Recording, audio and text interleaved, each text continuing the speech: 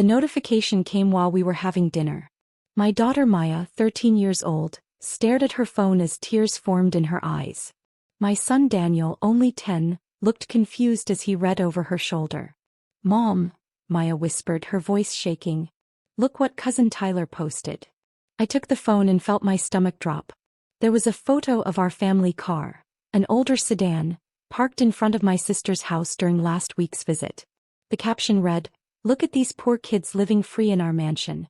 Aunt's family can't even afford their own place. Meanwhile, we're out here supporting charity cases."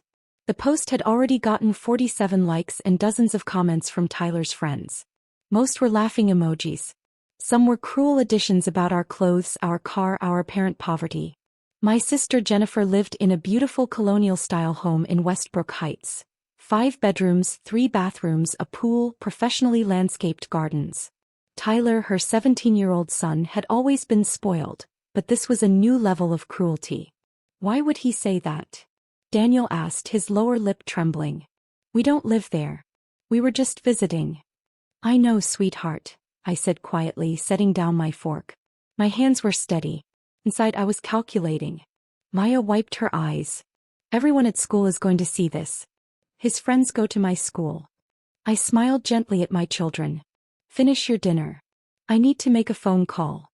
I walked into my home office and closed the door. Then I opened my laptop and pulled up my banking portal. The screen showed multiple automatic payments scheduled for the 15th of each month. I had been staring at these numbers for 7 years, watching them drain from my account like clockwork. Mortgage payment to Westbrook Savings Bank, $4,200. Property tax escrow, $1,800. Homeowner's insurance, $650. Pool maintenance service, $325. Landscaping service, $400. I picked up my phone and dialed the bank's 24-hour service line. "This is account holder Sarah Mitchell. I need to cancel several automatic payments." The representative confirmed my identity and pulled up my account. "Which payments would you like to cancel?" "All payments associated with the property at 847 Grandview Terrace in Westbrook Heights. Effective immediately." "Let me verify these." "That's a mortgage payment, property tax escrow, and homeowner's insurance. These cancellations will take effect with the next billing cycle. The payment scheduled for tomorrow will still process." "That's fine," I said. "Cancel everything after that." "May I ask the reason for the cancellation?" "If you're experiencing financial hardship, we have programs that might help." "No hardship," I replied. "The arrangement is ending." After I hung up, I called the pool service and landscaping company and canceled those contracts as well. Then I sat in the quiet of my office and waited. My phone rang 18 minutes later. Jennifer's name flashed on the screen. "Sarah, what the hell did you just do?" Her voice was shrill, panicked. "The bank just called me. They said the mortgage payment was canceled."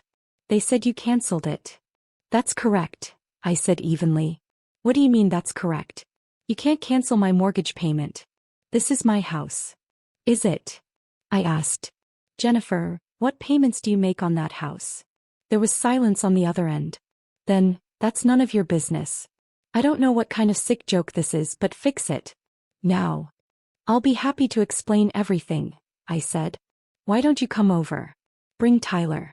I think it's time we all had a conversation about who lives free in whose mansion." She hung up on me. 35 minutes later, her Mercedes pulled into my driveway with enough force to leave skid marks.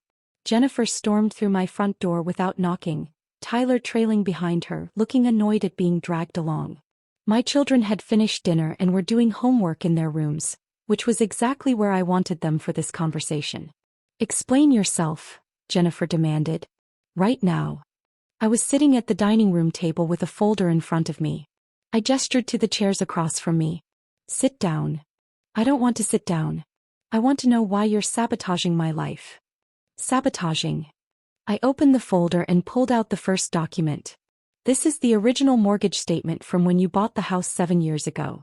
Do you remember that purchase?" Jennifer's face flushed. "Of course I remember. David and I bought it together before he left." "Before he left you bankrupt," I corrected. "Before he emptied your accounts and disappeared with his secretary. Before you called me sobbing because the bank was going to foreclose." Tyler's eyes widened slightly. This was clearly not a story he had heard. I pulled out the next document. This is the loan modification agreement you signed, the one where the bank agreed to restructure your debt. Do you remember what made them agree to that? Jennifer's jaw tightened. We worked out an arrangement. We did, I agreed. You, me, and the bank. Because I agreed to take over the mortgage payments as long as you stayed in the house. You were a wreck, Jennifer. You had just been abandoned. You had a 10-year-old son. You needed stability. I spread out 7 years of bank statements on the table, each one highlighted to show the monthly transfers. $4,200 every month for 84 months. That's $352,800. Plus property taxes, insurance, pool maintenance, and landscaping. Do you want to know the total? Jennifer stared at the papers, her face going pale. $406,900, I said. That's what I've paid over 7 years to keep you in that house. To give Tyler stability. To help you rebuild after David destroyed you financially. Tyler stared at his mother. Mom? Is this true? It was a loan, Jennifer said weakly. A family loan. Sarah was helping out temporarily. Was it? I pulled out another document. Because I don't have any paperwork indicating it was a loan. No promissory note. No repayment schedule. No interest rate. Nothing. Just me paying your bills month after month while you told everyone you owned that house outright. You said it was fine, Jennifer protested. You said you wanted to help. I did want to help, I agreed. I still wanted to help when you bought the new Mercedes last year. Still wanted to help when Tyler got a BMW for his 16th birthday. Still wanted to help when you renovated your kitchen with granite countertops and custom cabinets. Tyler's face was turning red now, not with anger but with shame. I never asked you to explain where the money came from, I continued. I never told anyone I was supporting you. I let you have your dignity. I let Tyler think his mother was successful and independent. I let you maintain your image in your fancy neighborhood. Then why are you doing this now? Jennifer's voice broke. Why destroy everything? I pulled out my phone and showed her Tyler's post. Because your son just publicly humiliated my children.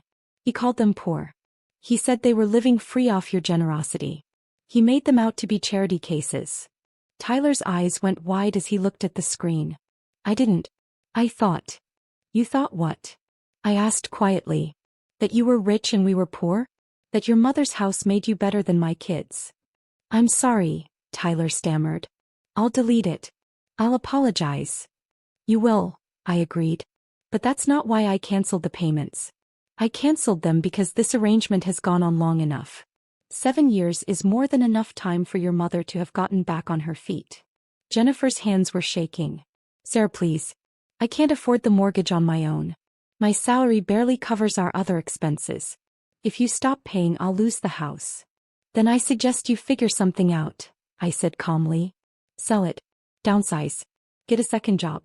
Do what millions of other single mothers do when they can't afford their lifestyle. You can't do this to us, Jennifer said desperately. We're family. Family, I repeated. Yes, Jennifer, we are.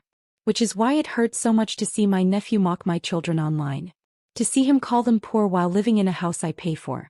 To watch him drive a car I essentially bought while making fun of our older sedan. I pulled out one more document. This is the deed to your house. Did you know that when the bank restructured your loan, part of the agreement was that I'm listed as a co-owner? I have a 50% equity stake based on my payment contributions. The bank required it to protect their interests. Jennifer's face went completely white. What? You signed it 7 years ago. You probably didn't read the fine print. You were too desperate to keep the house. I slid the document across the table. Which means I don't just pay the mortgage. I co-own the property. Tyler looked like he might throw up. So here's what's going to happen, I said, my voice still calm and even. Tyler is going to delete that post right now. He's going to post a public apology explaining that he was completely wrong and that he's ashamed of his behavior. He's going to personally apologize to Maya and Daniel. Tyler nodded frantically, already pulling out his phone. Then you and I are going to have a very serious conversation about the future. Either you start making the mortgage payments yourself, or we sell the house and split the proceeds according to our ownership stakes. Or you buy out my equity at market value. I can't afford any of those options, Jennifer whispered. Then you'll have to figure it out, I said. Because I'm done subsidizing a lifestyle that made my nephew think he could humiliate my children. Jennifer's eyes filled with tears. Sarah, please. I'm begging you. Give me time to work something out. You've had 7 years, I replied. How much more time do you need? Tyler's fingers were flying across his phone screen. Within seconds, the original post disappeared. Then a new one appeared. I need to apologize for a terrible post I made earlier. I was completely wrong and disrespectful. I'm ashamed of what I said and I'm deeply sorry to my aunt and cousins. I had no right to judge anyone, especially when I didn't know the full situation. I'm truly sorry. There, Tyler said quietly. It's done. Good, I said. Now you're going to text Maya and Daniel personal apologies. Sincere ones. He nodded and bent over his phone again. I looked at Jennifer. You have until the end of the month to come up with a plan. Either you start paying the full mortgage yourself or we put the house on the market. Those are your 2 options. And if I can't? Jennifer asked hoarsely. Then the bank will foreclose and neither of us will get anything, I said. But at least I'll stop paying $4,000 a month for the privilege of having my children mocked. Jennifer stood up slowly, her legs unsteady. I never knew you were this cold. I'm not cold, I replied. I'm a mother protecting her children. Something you might understand if you taught your son basic decency instead of letting him think he was superior to everyone else. Tyler was crying now, silent tears running down his face as he typed. Part of me felt bad for him. He was 17, spoiled and ignorant, but not entirely to blame for his mother's lies. Tyler, I said more gently. You're not a bad kid. But you've been living in a fantasy world where your mother's house made you special. It didn't. It made you lucky to have an aunt willing to sacrifice for you. Learn from this. He nodded without looking up from his phone. Jennifer moved toward the door then turned back. You're going to regret this, Sarah. Family doesn't do this to family. You're right, I agreed. Family doesn't do this to family. They also don't let their children bully their cousins online. They don't pretend to own houses they can't afford. They don't take advantage of their sister's generosity for 7 years without even saying thank you. I said thank you, Jennifer protested weakly. Once, I said. 7 years ago. Then you started acting like you'd earned everything yourself. Like I didn't exist. Like my $400,000 didn't matter. Jennifer left without another word, Tyler following close behind, his eyes still glued to his phone as he typed his apologies. After they were gone, I sat alone at the dining room table looking at the spread of documents. My hands were steady. My breathing was calm. But inside I felt the weight of 7 years lifting off my shoulders. Maya appeared in the doorway. Mom? Is everything okay? Come here, sweetheart, I said, opening my arms. She came and sat beside me, Daniel following a moment later. They both looked worried. Tyler texted us, Maya said quietly. He apologized. He said he was really sorry and that he was wrong about everything. Good, I said. He should be sorry. Mom, Daniel asked hesitantly. Do you really pay for Aunt Jennifer's house? I had never wanted them to know. Never wanted them to think their mother was foolish or taken advantage of. But they deserved the truth now. Yes, I said simply. I have been for a long time. But not anymore. Why did you do it? Maya asked. Because 7 years ago your aunt needed help and I was able to give it, I explained. I don't regret helping her. I regret that she never appreciated it enough to teach Tyler humility. Are we really poor? Daniel asked quietly. Like Tyler said? I looked at my children in our modest but comfortable home, wearing clean clothes, their homework done, their bellies full. I thought about the $4,000 a month I would have back in my budget. Money for their college funds. Money for family vacations. Money for things I had sacrificed to keep Jennifer in her mansion. No, baby, I said firmly. We're not poor. We're careful with our money. There's a big difference. And more importantly, we're kind. We don't judge people by their houses or their cars. That makes us richer than any mansion ever could. Maya hugged me tight. I'm glad you're my mom.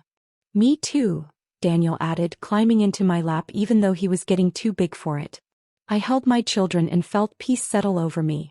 The next morning I would start the process of selling Jennifer's house or working out a buyout agreement.